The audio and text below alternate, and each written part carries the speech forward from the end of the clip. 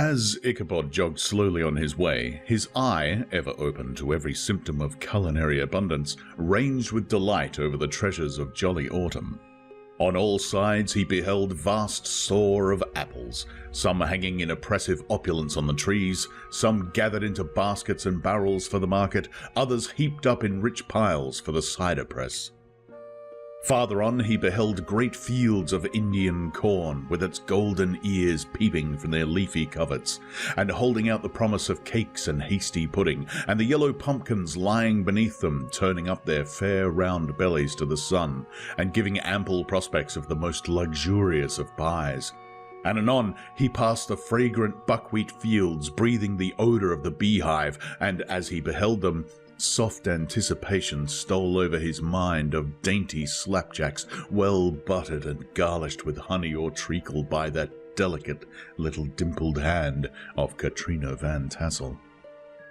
Thus, feeding his mind with many sweet thoughts and sugared suppositions, he journeyed along the sides of a range of hills which look out upon some of the goodliest scenes of the mighty Hudson. The sun gradually wheeled his broad disk down in the west. The wide bosom of the Tappan Zee lay motionless and glassy, excepting that here and there a gentle undulation waved and prolonged the blue shadow of the distant mountain. A few amber clouds floated in the sky without a breath of air to move them. The horizon was of a fine golden tint, changing gradually into a pure apple green, and from that into the deep blue of the mid-heaven. A slanting ray lingered on the woody crests of the precipices that overhung some parts of the river, giving greater depth to the dark grey and purple of their rocky sides.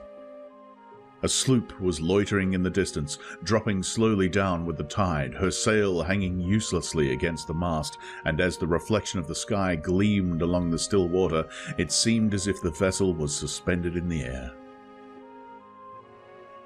It was towards evening that Ichabod arrived at the castle of the Heer Van Tassel, which he found thronged with the pride and flower of the adjacent country. Old farmers, a spare, leathern-faced race in homespun coats and breeches, blue stockings, huge shoes, and magnificent pewter buckles. Their brisk, withered little dames in close-crimped caps, long-waisted short gowns, homespun petticoats with scissors and pincushions, and gay calico pockets hanging on the outside. Buxom lasses, almost as antiquated as their mothers, excepting where a straw hat, a fine ribbon, or perhaps a white frock gave symptoms of city innovation. The sons in short, square-skirted coats with rows of stupendous brass buttons, and their hair generally queued in the fashion of the times, especially if they could procure an eel skin for the purpose, it being esteemed throughout the country as a potent nourisher and strengthener of the hair. Brom Bones, however, was the hero of the scene, having come to the gathering on his favourite steed, Daredevil, a creature, like himself, full of mettle and mischief, and which no one but himself could manage. He was, in fact, noted for preferring vicious animals, given to all kinds of tricks which kept the rider in constant risk of his neck, for he held a tractable, well-broken horse as unworthy of a lad of spirit. Fain would I pause to dwell upon the world of charms that burst upon the enraptured gaze of my hero as he entered the state parlour of Van Tassel's mansion. Not those of the bevy of buxom lasses with their luxurious display of red and white, but the ample charms of a genuine Dutch country tea table in the sumptuous time of autumn. Such heaped-up platters of cakes of various and almost indescribable kinds, known only to experienced Dutch housewives. There was the doughty doughnut, the tender oily cake, and the crisp and crumbling cruller, sweet cakes and short cakes, ginger cakes and honey cakes, and the whole family of cakes, and then there were apple pies and peach pies and pumpkin pies, besides slices of ham and smoked beef, and moreover delectable dishes of preserved plums, and peaches and pears and quinces, not to mention broiled shad and roasted chickens, together with bowls of milk and cream, all mingled higgledy-piggledy, pretty much as I have enumerated them, with the motherly teapot sending up its clouds of vapour from the midst. Heaven bless the mark! I want breath and time to discuss this banquet as it deserves, and am too eager to get on with my story. Happily, Ichabod Crane was not in so great a hurry as his historian, but did ample justice to every dainty. He was a kind and thankful creature, whose heart dilated in proportion as his skin was filled with good cheer, and whose spirits rose with eating as some men's do with drink. He could not help, too, rolling his large eyes round him as he ate, and chuckling with the possibility that he might one day be lord of all this scene of almost unimaginable luxury and splendour.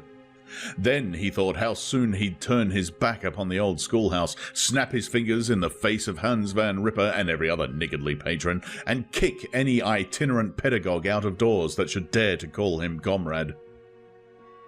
Old Baltus Van Tassel moved about amongst the guests with a face dilated and content and good-humoured, round and jolly as the harvest moon.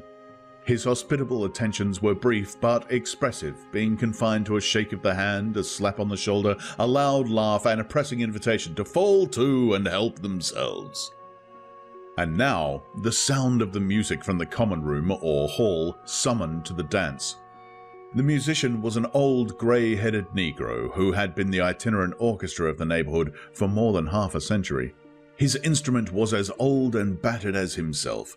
The greater part of the time he scraped on 2 or 3 strings, accompanying every movement of the bow with a motion of the head, bowing almost to the ground and stamping with his foot whenever a fresh couple were to start. Ichabod prided himself upon his dancing as much as upon his vocal powers.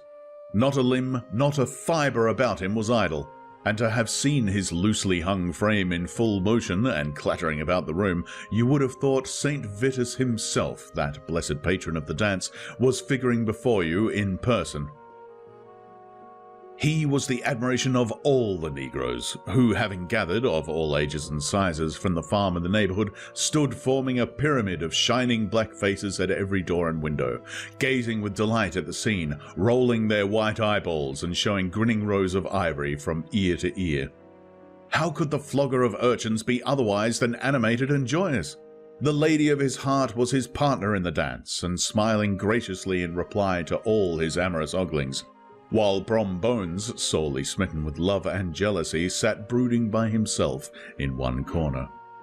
When the dance was at an end, Ichabod was attracted to a knot of the sager folks, who, with old Van Tassel, sat smoking at one end of the piazza, gossiping over former times and drawing out long stories about the war. The neighbourhood, at the time of which I am speaking, was one of those highly favoured places which abound with chronicle and great men. The British and American line had run near it during the war. It had, therefore, been the scene of marauding and infested with refugees, cowboys, and all kinds of border chivalry. Just sufficient time had elapsed to enable each storyteller to dress up his tale with a little becoming fiction, and in the indistinctness of his recollection to make himself the hero of every exploit. There was the story of De Few Martling, a large blue-bearded Dutchman who had nearly taken a British frigate with an old iron 9 powder from a mud breastwork, only that his gun burst at the 6th discharge. And there was an old gentleman, who shall be nameless, being too rich a mynheer to be lightly mentioned, who, in the Battle of White Plains, being an excellent master of defence, parried a musket ball with a small sword, insomuch that he absolutely felt it whiz round the blade and glance off at the hilt, in proof of which he was ready at any time to show the sword with the hilt a little bent. There were several more that had been equally great in the field, but none of whom but was persuaded he had a considerable hand in bringing the war to a happy termination. But all these were nothing to the tales of ghosts and apparitions that succeeded. The neighbourhood is rich in legendary tales of the kind. Local tales and superstitions thrive best in these sheltered, long-settled retreats, but are trampled underfoot by the shifting throng that forms the population of most of our country places. Besides, there is no encouragement for ghosts in most of our villages, for they have scarcely had time to finish their first nap and turn themselves in their graves before their surviving friends have travelled away from the neighbourhood, so that when they turn out at night to walk their rounds, they have no acquaintance left to call upon. This is perhaps the reason why we so seldom hear of ghosts except in our long-established Dutch communities. The immediate cause, however, of the prevalence of supernatural stories in these parts was doubtless owing to the vicinity of Sleepy Hollow. There was a contagion in the very air that blew from that haunted region. It breathed forth an atmosphere of dreams and fancies infecting all the land. Several of the Sleepy Hollow people were present at Van Tassel's and, as usual, were doling out their wild and wonderful legends. Many dismal tales were told about funeral trains, and mourning cries and wailings heard and seen about the great tree where the unfortunate Major Andre was taken, and which stood in the neighborhood. Some mention was made also of the woman in white that haunted the dark glen at Raven Rock, and was often heard to shriek on winter nights before a storm, having perished there in the snow. The chief part of the stories, however, turned upon the favorite spectre of Sleepy Hollow, the Headless Horseman, who had been heard several times of late patrolling the country, and, it was said, tethered his horse nightly amongst the graves in the churchyard. The sequestered situation of this church seems always to have made it a favorite haunt of troubled spirits. It stands on a knoll surrounded by locust trees and lofty elms, from among which its decent whitewashed walls shine modestly forth, like Christian purity beaming through the shades of retirement. A gentle slope descends from it to a silver sheet of water bordered by high trees, between which peeps may be caught at the blue hills of the Hudson. To look upon its grass-grown yard, where the sunbeams seem to sleep so quietly, one would think that there, at least, the dead might rest in peace. On one side of the church extends a wide woody dell, along which raves a large brook amongst broken rocks and trunks of fallen trees. Over a deep black part of the stream, not far from the church, was formerly thrown a wooden bridge. The road that led to it and the bridge itself were thickly shaded by overhanging trees which cast a gloom about it even in the daytime, but occasioned a fearful darkness at night. Such was one of the favorite haunts of the Headless Horseman, and the place where he was most frequently encountered. The tale was told of Old Brower, a most heretical disbeliever in ghosts, how he met the horseman returning from his foray into Sleepy Hollow and was obliged to get up behind him. How they galloped over bush and brake, over hill and swamp until they reached the bridge, when the horseman suddenly turned into a skeleton, threw Old Brower into the brook and sprang away over the treetops with a clap of thunder. The story was immediately matched by a thrice marvelous adventurer, Brom Bones, who made light of the galloping Hessian as an arrogant jockey. He affirmed that on returning one night from the neighboring village of Sing Sing, he had been overtaken by this midnight trooper, that he had offered to race with him for a bowl of punch, and should have won it too, for Daredevil beat the goblin horse All Hollow. But just as they came to the church bridge, the Hessian bolted and vanished in a flash of fire.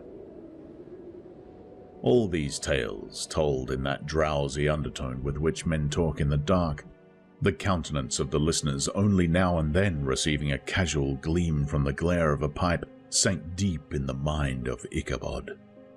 He repaid them in kind with large extracts from his invaluable author, Cotton Mather, and added many marvelous events that had taken place in his native state of Connecticut, and fearful sights which he had seen in his nightly walks about Sleepy Hollow.